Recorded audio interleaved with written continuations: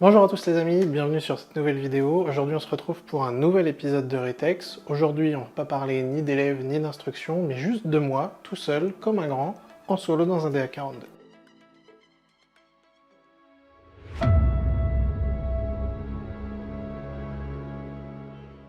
Comme beaucoup, j'ai commencé FI en aéroclub et en 2019 j'ai eu l'opportunité de rejoindre une école de pilotage dans le sud de la France, une école pro qui ne fait pas que du PPL mais tout le cursus professionnel, c'est-à-dire CPL, IFR, multimoteur, etc. Quand j'ai été embauché, j'avais à peu près 1000 heures d'instruction, mais uniquement en VFR et sur monomoteur. Et j'avais fait que de la formation PPL. Et quand j'ai passé l'entretien d'embauche dans cette nouvelle école, on m'a proposé de me faire passer mes qualifications de CRI pour faire de l'instruction sur multimoteur et d'IRI pour faire de l'instruction en IFR. Seulement à cette époque, il me manquait les 30 heures de commandant de bord sur multimoteur pour pouvoir rentrer en stage de formation CRI. Donc l'école a mis à ma disposition un DA42 pour faire du mûrissement et pouvoir monter ces 30 heures qui me manquaient. Tout ça se passe au début de l'été 2019 et c'est plutôt cool, en gros je suis payé pour aller me promener.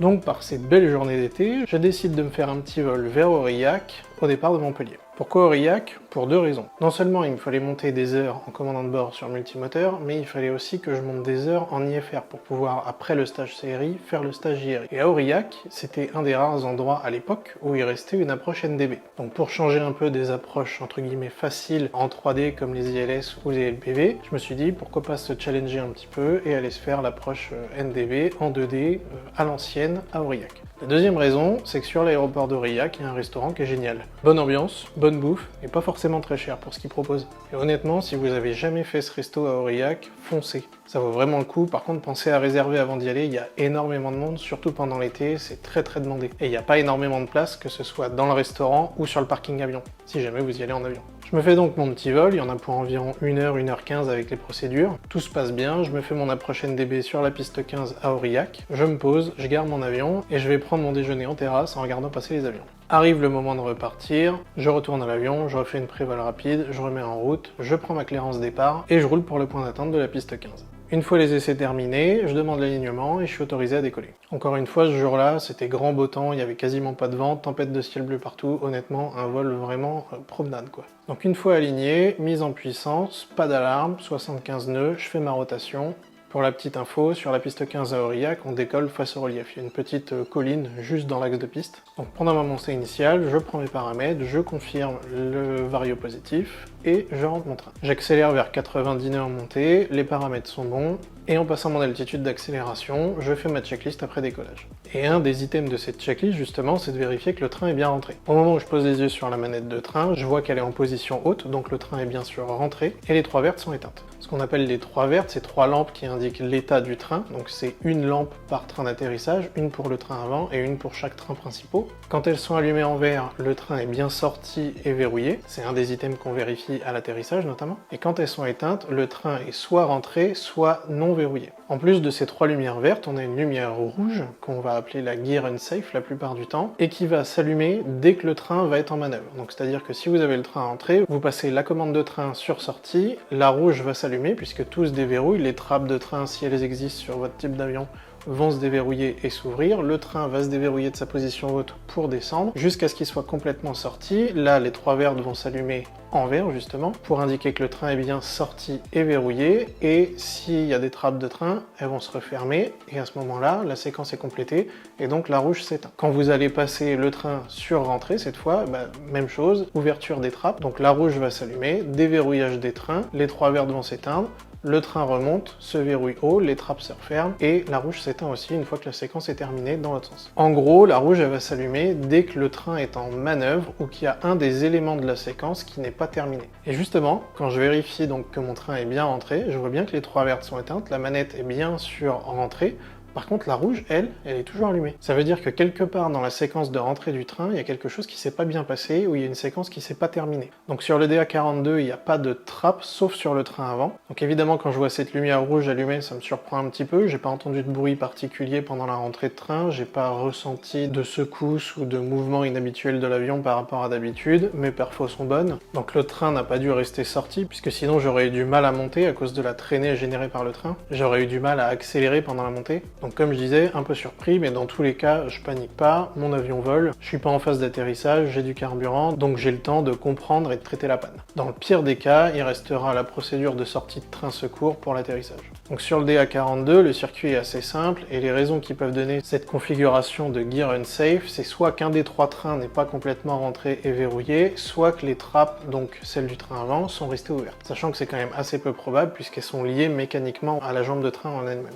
Sur les trains principaux, c'est ce qu'on appelle des trappes pantalons. Là aussi, elles sont solidaires du train, donc il n'y a pas de verrouillage de trappe en elles-mêmes. C'est-à-dire qu'elles remontent en même temps que le train, puisqu'elles y sont attachées mécaniquement. Elles n'ont donc pas de verrouillage indépendant. Elles sont verrouillées quand la jambe de train est verrouillée. Du coup, ce que je me dis, c'est que c'est la trappe avant qui n'a pas dû se fermer, et dans l'absolu, c'est pas si grave. On perd un petit peu en performance, ça rajoute un peu de traînée, mais honnêtement, c'est négligeable, et sans la lumière rouge, je m'en serais même pas rendu compte. Bref, c'est pas grave, je prends ma checklist Gear Unsafe, et en gros, elle est assez simple. Ce que nous dit la checklist, c'est de refaire un cycle, donc dans mon cas, ressortir le train et le re-rentrer, vérifier si la panne s'efface. Si elle s'efface, on continue le vol normalement, avec évidemment une petite précaution particulière à l'atterrissage et bien vérifier que le train est bien verrouillé bas avant de se poser, même si on le fait à tous les vols, mais y prêter un petit peu plus attention cette fois-là.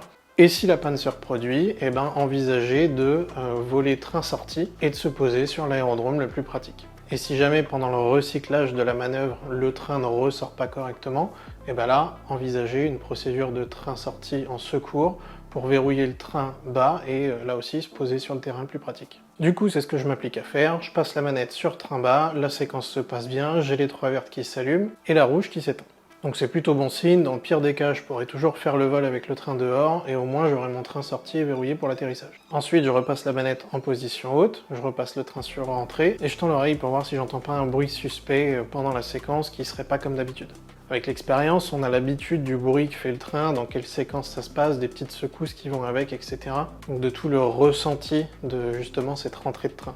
Donc j'entends bien le train qui se déverrouille, petite secousse à gauche, le train gauche qui rentre, puis même chose à droite quelques secondes après. Donc j'entends bien et je ressens bien au niveau des vibrations et des secousses dans l'avion que les 2 trains principaux sont bien rentrés et verrouillés haut, et ensuite vient le tour du train avant. Sur le DA42, c'est toujours les trains principaux qui rentrent en premier, puis le train avant, qui lui rentre face au vent, c'est-à-dire qu'il remonte vers l'avant de l'avion plutôt que vers l'arrière. Donc c'est au tour du train avant, et après quelques secondes, j'entends un gros crack et je me retrouve avec des espèces de paillettes, des petits copeaux blancs qui volent à l'intérieur de la cabine en passant par les ventilations qui sortent du tableau de bord. Donc là je me dis ok, pas cool ça, et ça me conforte dans mon idée qu'au moins une des 2 trappes avant a dû se détacher de sa biellette là et doit battre un petit peu au vent. Et en battant dans le vent, du coup, je me dis que avec la séquence de sortie et de rentrée de train, avec le vent relatif, au moment où le train est remonté, la trappe a dû se refermer juste devant, et le train qui est poussé par un vérin hydraulique, donc il y a énormément de force, vu que comme je le disais, le train remonte vers l'avant de l'avion, il faut aussi lutter contre le vent relatif. Même si on vole pas à des vitesses folles en DA42,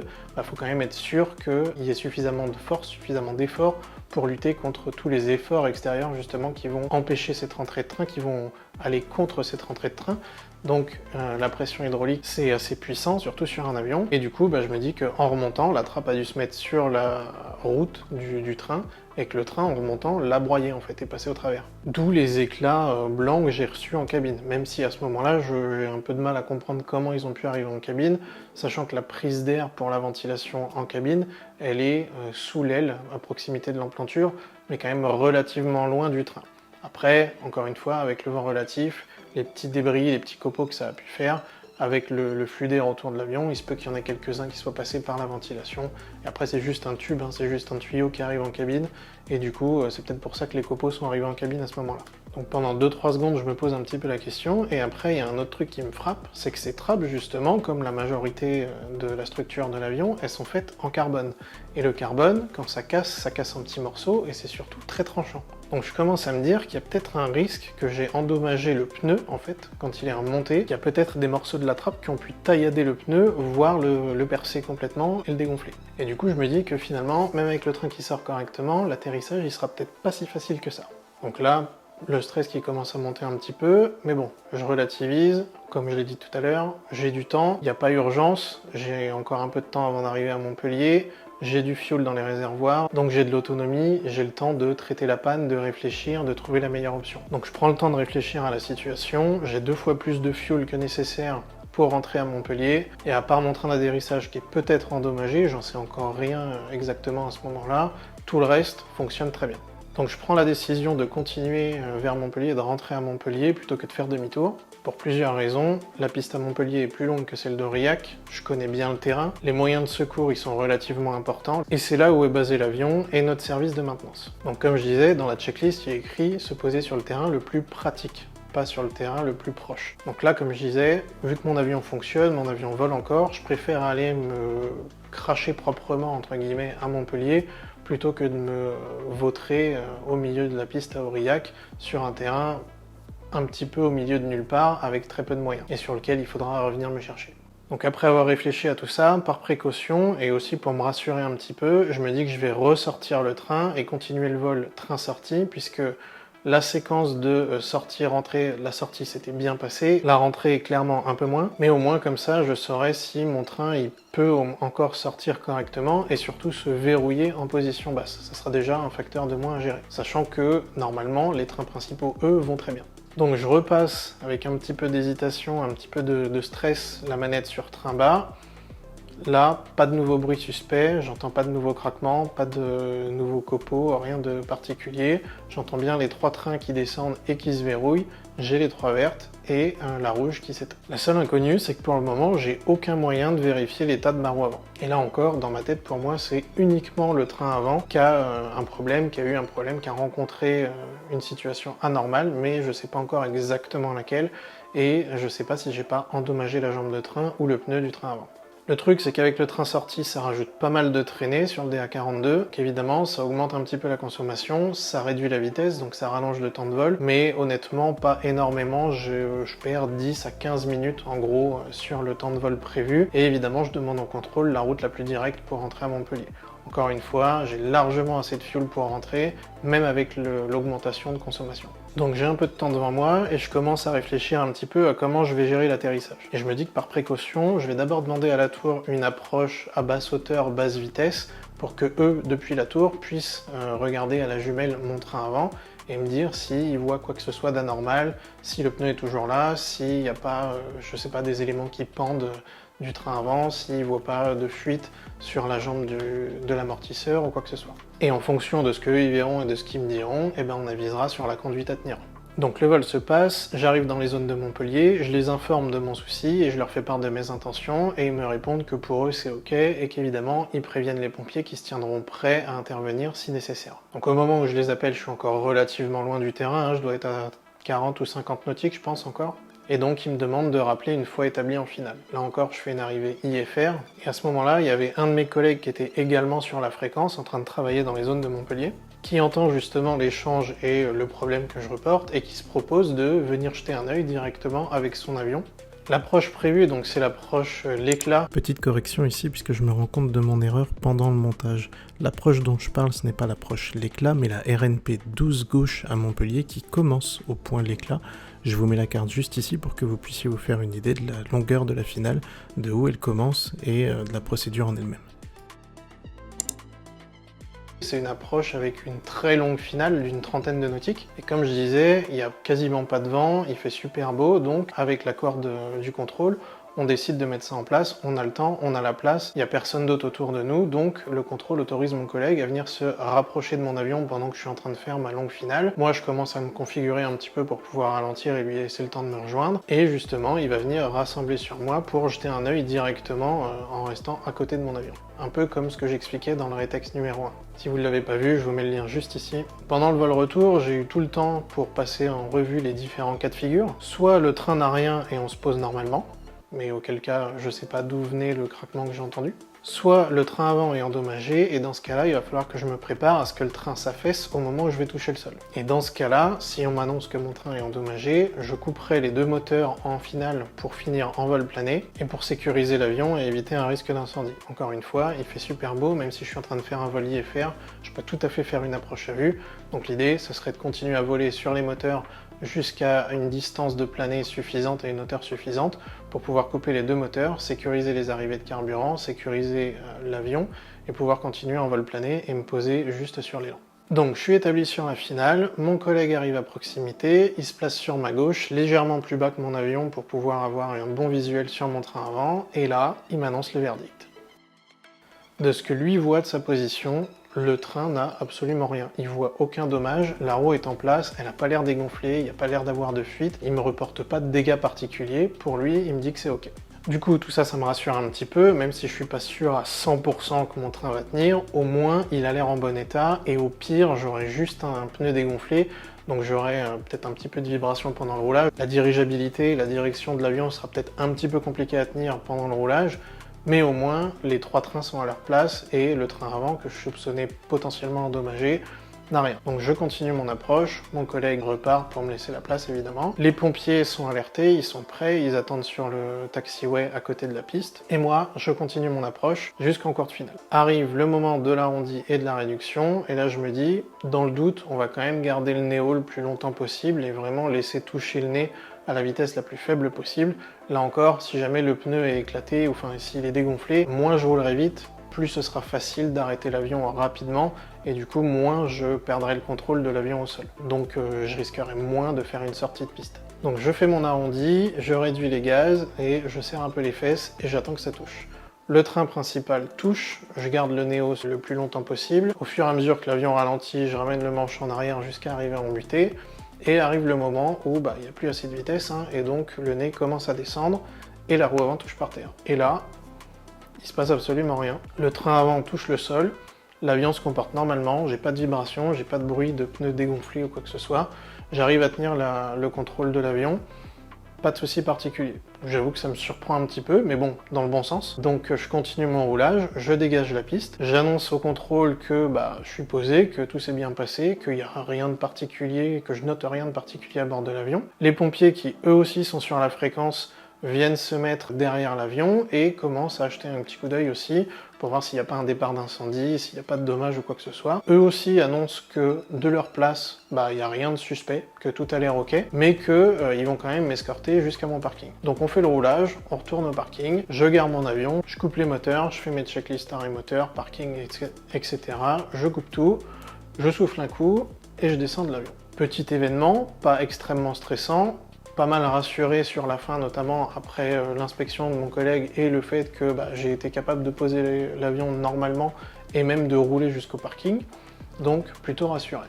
Je me dis que finalement c'est peut-être qu'un petit bout de la trappe qui a été cassé ou quoi que ce soit. Donc je descends, je vois les pompiers, ils me demandent si tout va bien, bref, petit débriefing rapide. Une fois que tout est en ordre, rien de particulier à faire après ça, puisqu'il n'y a pas eu de dommages de l'avion, ni sur la piste, ni sur l'infrastructure de l'aéroport, il n'y a pas de blessés ni quoi que ce soit, donc c'était juste, entre guillemets, une fausse alerte. Par curiosité, moi je refais quand même un tour de mon avion, parce que bon, c'est quand même assez surprenant.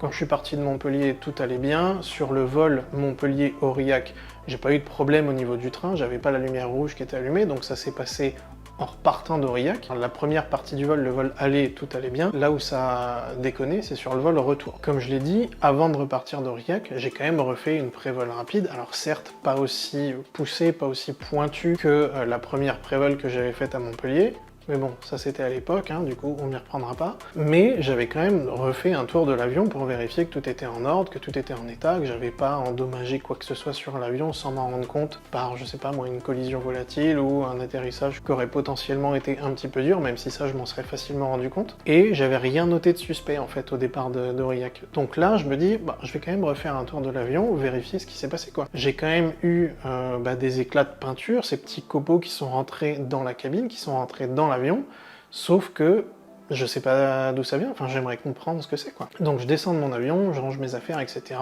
Et je commence à faire le tour de l'avion, je vais vers le train avant, et là, je vois absolument rien. Le train est à sa place, le pneu est en bon état, il n'y a même pas de marque de lacération, il n'y a même pas de petite coupure, il n'y a même pas de marque de peinture ou quoi que ce soit dessus, absolument rien du tout. Les deux trappes du train avant, elles sont à leur place, elles sont attachées, elles sont toujours fixées à leur biellette de commande. Je vois rien du tout. Pas d'éclat, pas de peinture pétée, pas de traces de pneus sur l'avion, pas de dommages visibles où que ce soit. Je regarde quand même un petit peu le puits de train rapidement. Rien du tout. Pas de fuite, rien. J'attends un petit peu, je reviens vers l'avion, je me dis des fois qu'il y a une fuite hydraulique ou quelque chose, même si c'est peu probable, puisque du coup, je m'en serais rendu compte pendant le vol. Sur le DA42, la petite particularité, c'est que la pression hydraulique, elle sert surtout à remonter et rentrer le train et à le tenir verrouillé haut. C'est-à-dire que même si on perdait tout le fluide hydraulique, toute la pression hydraulique, en fait, naturellement, le train, il redescendrait et il se verrouillerait en position basse. Donc je me dis, bon, si jamais il y a une fuite hydraulique ou quoi que ce soit, je vais le voir au sol. Même après quelques minutes, toujours rien auprès de l'avion. Bref, entre-temps, j'en discute avec les mécanos, je leur explique ce qui s'est passé, je leur explique que moi j'ai vraiment entendu un truc qui a craqué, sauf que je sais pas ce que c'est, que j'ai eu des éclats dans la cabine, d'ailleurs on en retrouve même un petit peu sur le siège côté droit, mais que la première inspection visuelle, j'ai rien vu du tout. Donc eux, ce qu'ils me disent, c'est qu'ils vont rentrer l'avion, ils vont l'inspecter. À ce moment-là, on est déjà en fin d'après-midi, donc eux, ils vont inspecter ça avant de partir, et puis surtout la journée du lendemain. Bref, le vol se termine, je remplis les papiers, je file l'avion à la maintenance, moi, ma journée, elle est finie, et je rentre à la maison. Mais ça continue quand même à me trotter un petit peu dans la tête, cette histoire, parce que j'aimerais bien comprendre, donc je me dis que le lendemain, je prendrai quand même 5 minutes pour repasser à la maintenance, pour essayer de voir s'ils ont trouvé ce que c'était. Et justement, le lendemain, j'arrive, et le mécano qui avait pris l'avion en compte après que je sois rentré, il vient me voir et me dit « Tiens, viens voir, faut que je te montre un truc ». Du coup, je lui dis c'est à propos de l'avion et de la panne d'hier. Il me dit « Ouais, il me dit « En fait, t'as eu beaucoup de chance ». Il me dit « Viens, je vais te montrer ». Et là, en fait, ils avaient mis l'avion sur vérin, et justement, ils me montrent un petit peu plus en détail le puits du train avant. C'est vrai qu'à force de faire des prévols constamment, tous les jours, on a tendance, c'est pas une bonne chose, mais on a tendance à passer un petit peu vite sur certains détails. Et le puits de train avant du DA42, dans l'idéal, il faudrait passer la tête dedans quasiment pour vérifier vraiment tous les éléments. En pratique, ce qu'on fait, c'est surtout jeter un coup d'œil rapidement en se baissant un petit peu pour regarder le puits de train. Mais voilà, si tout a l'air en place, on va pas plus loin, quoi. Enfin, en tout cas, c'est ce qu'on faisait à l'époque, et suite à ça, maintenant je fais un petit peu plus attention quand je fais mes prévols, parce que justement, ce qui m'a montré, c'est que le vérin qui sert à relever la jambe de train, il est positionné derrière la jambe de train. Je vous mets des photos pour vous montrer un petit peu comment c'est assemblé, comment c'est monté, pour vous montrer l'architecture du train avant. Et en fait, la liaison entre la tige du vérin et la jambe de train, elle est faite par un axe. Et pour une raison que j'ignore, cet axe il a disparu. Il est plus attaché à l'avion, donc soit il a cassé, soit la goupille qui le retient elle a sauté, ou je sais pas, mais dans tous les cas,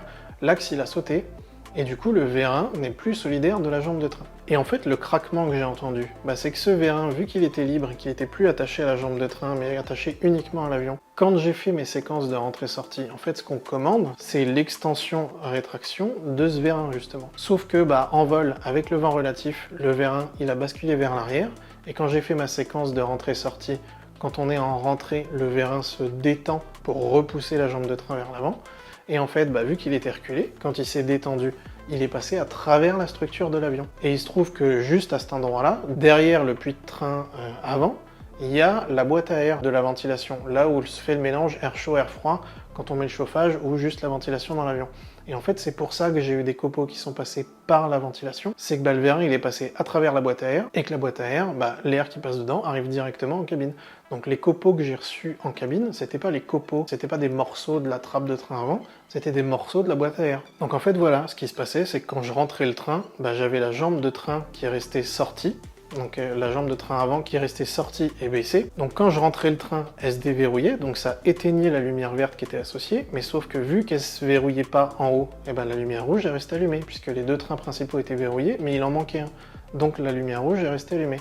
Par contre, quand je repassais la manette sur sortie, à ce moment-là, vu que les 3 trains étaient en bas et les 3 étaient verrouillés en position basse, j'avais les 3 vertes, mais la rouge éteinte. Donc en fait, en position sortie, on avait bien toutes les conditions réunies et toute la séquence complète, mais en position rentrée, ce que moi je pouvais pas voir depuis l'intérieur de l'avion, c'est que les trains principaux étaient rentrés, mais la jambe de train avant, elle était toujours à battre dans le vent, et vu que, comme je disais, elle remonte vers l'avant de l'avion et elle descend en reculant, avec le vent relatif, ça suffisait à la reverrouiller en position basse, une fois que la manette était passée train bas. Le verrouillage, ça se fait juste par des petits crochets sur des pions qui sont maintenus en place par la pression hydraulique. Donc quand on passe la manette train haut, ça chute la pression dans le système et du coup ça déverrouille le crochet.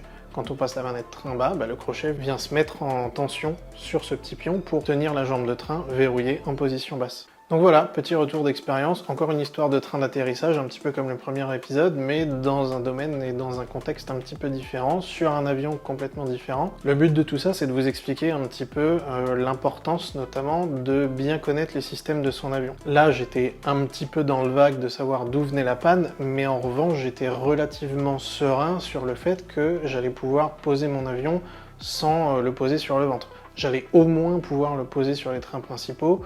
Et dans le pire des cas, j'allais me retrouver soit avec un pneu avant dégonflé, et donc un avion qui fait un petit peu ce qu'il veut une fois qu'il est au sol, mais que je pourrais potentiellement immobiliser assez facilement et assez rapidement, ou dans vraiment le pire des scénarios, qu'au moment du contact avec le sol, la roue avant, le train avant ne soit pas verrouillé, et qu'il s'affaisse, qu'il s'efface au moment où je touche le sol, et du coup l'avion serait passé sur le nez, mais avec quand même les trains principaux au sol. Sachant que c'est relativement peu probable, encore une fois, hein, à cause de cette architecture du train qui recule vers l'arrière, l'avancement de l'avion aurait forcé le train en position arrière. Là où sur un avion avec un train qui remonte justement vers l'arrière de l'avion, qui est repoussé par le vent relatif, forcément si l'avion avance dessus, le train va avoir tendance à s'effacer.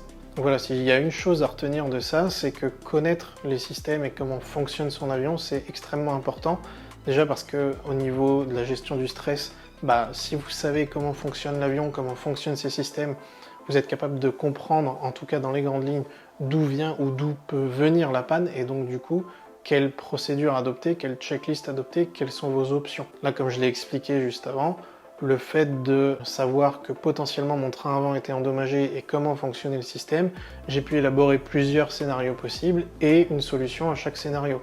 Soit je me posais normalement, soit je me posais et le train risquait de s'affaisser, et dans ce cas-là, je pouvais sécuriser mon avion en amont pour éviter un départ d'incendie, etc.